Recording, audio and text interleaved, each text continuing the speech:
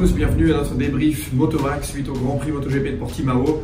Alors on a connu des conditions donc le vendredi et le samedi qui ont été extrêmement difficiles, beaucoup de pluie, des conditions mixtes.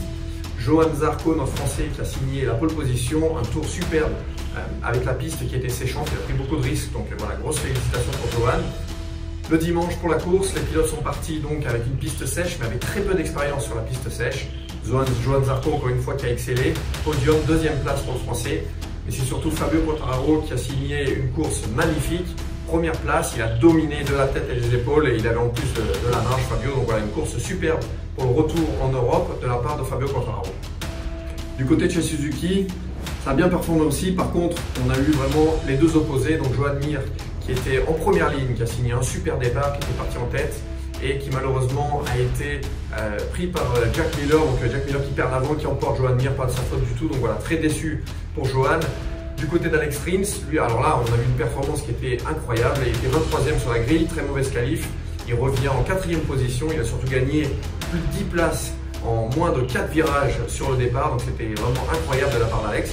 Donc les Yamaha et les Suzuki qui ont eu la capacité d'activer les pneus très rapidement et ça leur a permis de faire surtout un très beau début de course.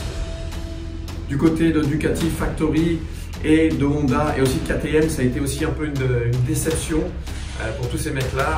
On a vu donc Ducati Factory la chute de Jack Miller, Pecco Bagnaia qui a connu une grosse chute en qualif, qui était disons pas à 100% pour la course mais qui a retrouvé un bon feeling. Alors il est revenu dans le paquet en partant de très loin, mais c'est pas une course très positive pour Pecco. Chez KTM, on a été en difficulté. Miguel Oliveira, donc le pilote portugais à la maison, qui sauve un peu les meubles avec la 5e place.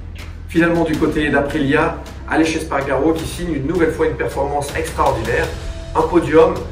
Espargaro vraiment qui confirme qu'il est vraiment ici aussi pour le championnat.